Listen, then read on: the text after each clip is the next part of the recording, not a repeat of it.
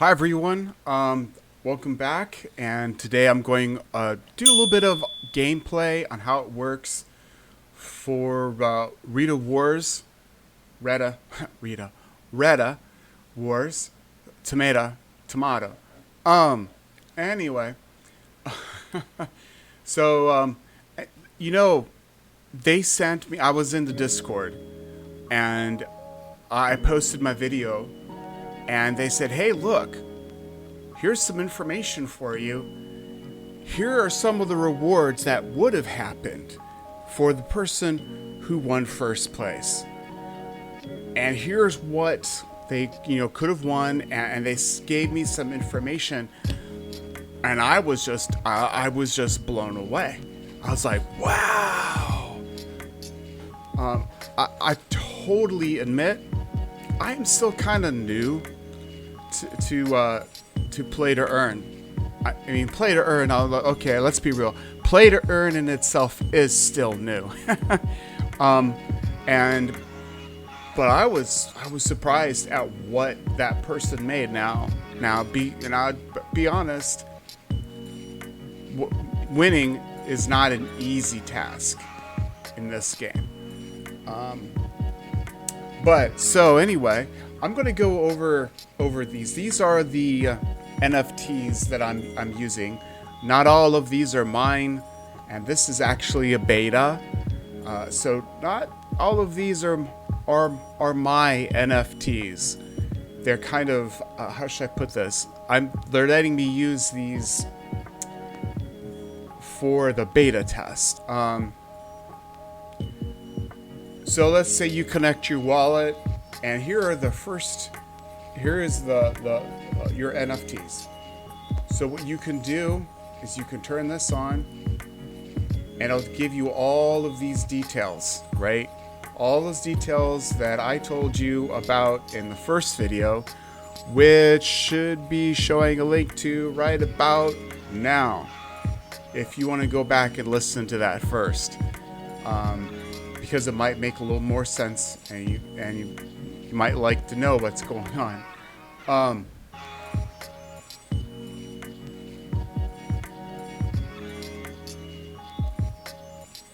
So here's where you can tell with your health and things like that. So some of these NFTs you can buy off the marketplace, but some of them, if you can buy, you put money in, and they're just automatically generated, and you get what you get. You get what you get, right? Now, if you go through, you can tell, who has the most level. Well, level 2, obviously. They tell you right here what the levels are. That's not hard or difficult. Difficult to figure out. Has the most health? Who'd be best for combat, which is surprising. He's a miner.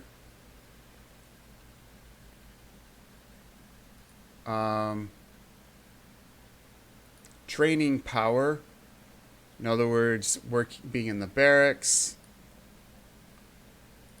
Being a spy, who would be best at being a spy. Mining, that kind of tells you. Logging, farming, on how all of that works, right? So I've been using these and playing these. Now you can see they've got health bars down here. So what this is this didn't figure this out until after I started the game.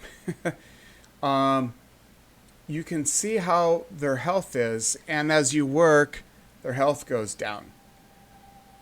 In order to replenish the health of your heroes, they've got to eat. They get hungry. Everyone eats.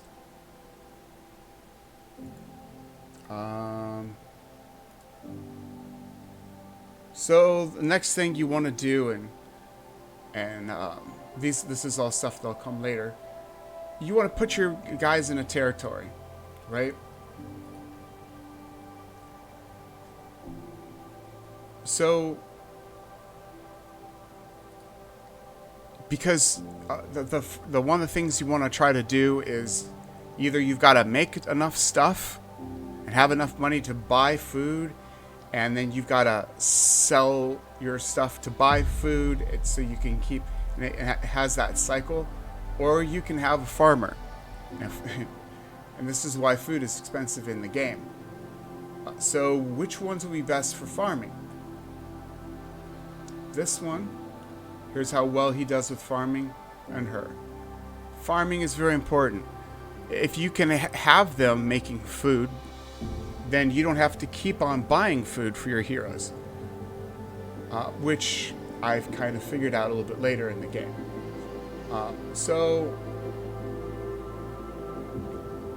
And then, you know, these guys are miners, as you can tell. You can click on them and it'll tell you things. He's a farmer. She's a combatant. She's not meant to be a farmer, but combatants don't make food, and it's very expensive. You have to choose a strategy. If you're leveling up and you've got a combatant, that's great. You don't make money. You can't sell stuff on the market. These people make stuff that sell on the market. So am I going to be leveling up and trying to win the war, be the main contributor to the war? Well, I don't have all the NFTs for that, right?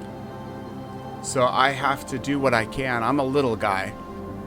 I don't have a lot of NFTs. So I've got to do what I can to make money to get places. Maybe earn some Reta to buy another NFT so I can keep on building, right? So I'm going to go with farming and mining based on the NFTs I just happened to get.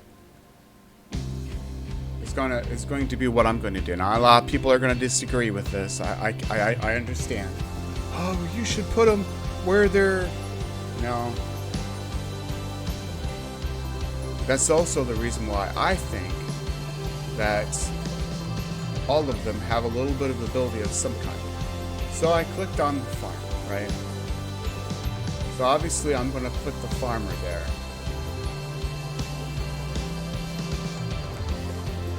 And I'm going to put her there. Now, the other thing too is to get them making best, you got to put someone in charge. Well, he is the farmer, so I'm gonna appoint him the leader in this position, and that gives him the ability. Look at that, things went up. I'm gonna make her second in command. She's gonna be a manager. Okay.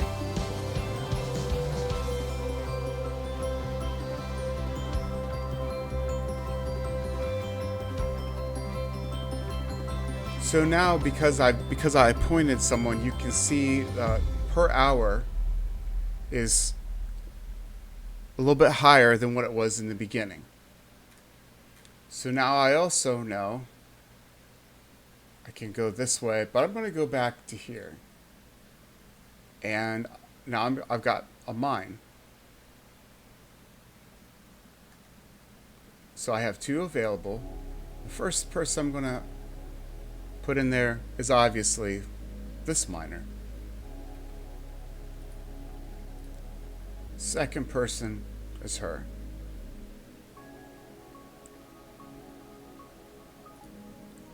So I'm going to put him in charge of the mine because, well, he does better with the mining.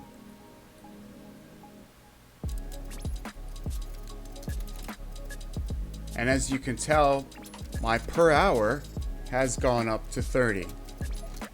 Now I'm going to see if this goes up a little bit higher if I put her as a manager. Maybe, maybe not.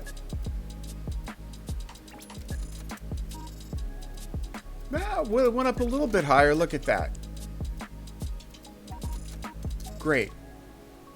So as you can see, I've already been working and I have a lot of stuff. But so we've got that set up. Now let's go to the war itself. So I forgot something really important, kind of important, and it's this countdown right here, where it says "Ready for War" and the battlefield. So this countdown is how many hours there are until the war, and when the war happens is when the computer, the AI, more or less, starts calculating how everything is going to run, and everything will turn red. And you can't send any more supplies. You can sell stuff on the market, but the everything will change in the background. And also, here's the weekly rankings. Now, for people who are interested in being a ranker, ranking, see, king. Yeah. Obviously, I don't rank. I'm not one of the top 100 people. Yeah, top 100 people.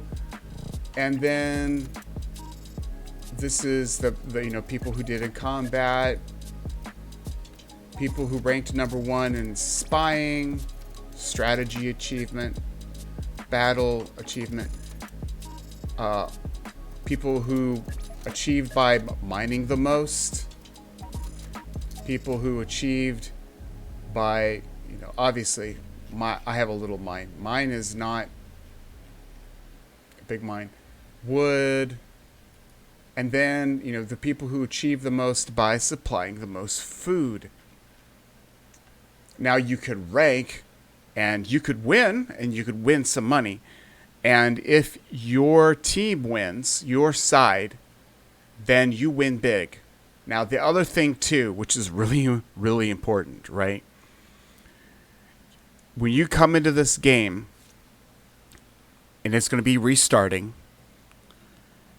you have to choose either Nate or Gaia. As we go back here, oops, battlefield map. See, there's two sides. You either choose Nate or Gaia. And the side you choose, let me see if I can move this so everyone, webcam. Can I move my webcam? Let's unlock it. Come on.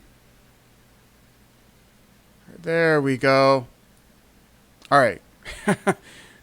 So, you can see this, and once you choose a side, that's the side you're on. You don't get to re-choose. You can't switch sides. You're done. That's the side you're going to be in for all the battles. That's it. So that's something you really got to think about. But the thing is there's no way to tell. There's given no information. There's no basically, what does this, what does the goddess of Nate do, and what does the goddess of Gaia do? What's the real difference? And basically, they're the same theology. You don't get any special blessings or anything really significant by joining one, lack of a better term, sect than the other. So that's really something you've got to think about. If like in our situation, Gaia had more people, more NFTs, more heroes on their side than Nate. Pretty much, yeah. So it made life difficult. And that happens, and you choose whatever side you choose. You got to deal with it. Now that sounds rough. You just gotta deal with it. Now, depending on what you can do and how you're contributing to the game,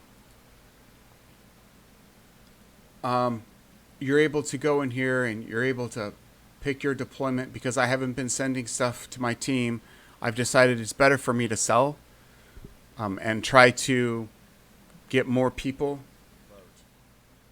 So now we go to the battlefield,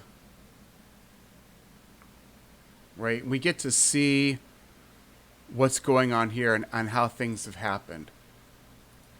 So I don't get any votes. I don't have any tickets to vote, but you get to choose.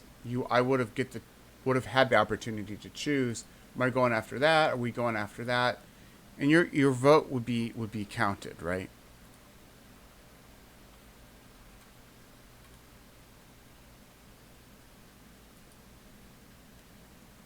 So here's the recent battle. And this here tells you if you've contributed to the war effort and sent in your materials and stuff and other things, you would be getting, the rows for your contribution.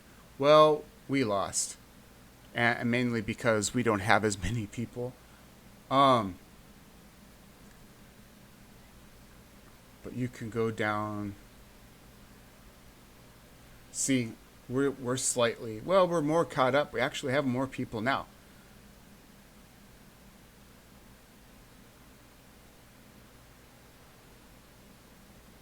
We mined more ore than they did. We mined more wood than they did. But look, they had more food. And a military, an army, people fight on their stomach. Let's go and go ahead and play the replay. This is where the simulation.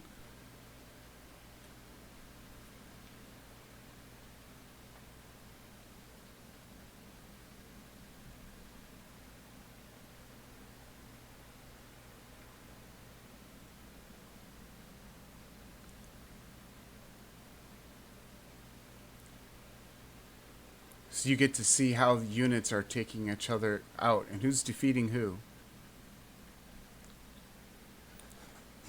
And then here's the marketplace. This is interesting. These help you level up, and you have to buy the ones that are associated with your NFT, the color. For the right color, whatever color your NFT is. And then you get to level up, and then the luck, whatever the number is, on your hero, how they had the number for your luck. Your luck basically indicates how much of a probability you are going to have in successfully leveling up your hero.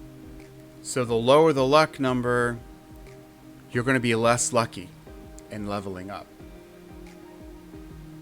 So just because you buy this isn't a guarantee that you're going to level up. Now, there used to be a whole lot more, but apparently everyone bought them up because everyone wants to level up. But leveling up, like I was told on the Discord, leveling up is not as important in this game as it is in regular games. It's not. So here's the marketplace. So you can go to, okay, what's the cheapest? Now here's the thing. These colors, the red, orange colors here, if I go to click on this, I'm buying from the enemy, and I get charged a fee for buying from the enemy.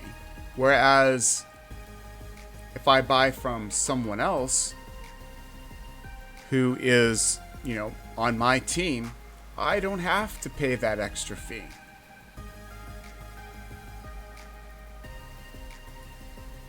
And you can see, how much ore is. There's 2 pages. There is a lot more ore for sale right now than there was before. Wood. See how the price of wood is about the close to ore. Now watch this. Bam. Look at the price of food, right? And how much less there is available. Obviously, what that implies then, since this food is so expensive, that the farmer NFT is automatically, they're going to make you more money. Depending on what you want to do. If you're selling, yes, they're going to make you more money. If you're trying to rank, then your warriors, your defenders, or your whatever, are going to make you more money.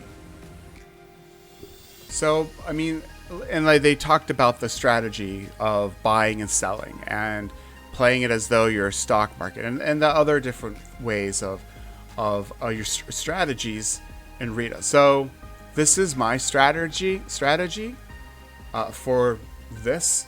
Now it'll change. It's going to change because not all of these are my NFTs. They're kind of like loaners for the beta. And when the game actually launches, everything resets.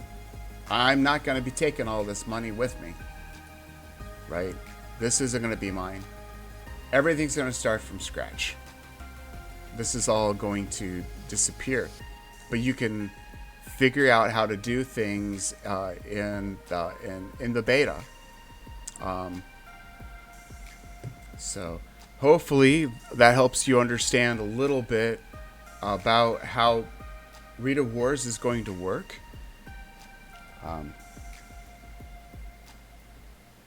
So all right, well, I'm gonna end it here.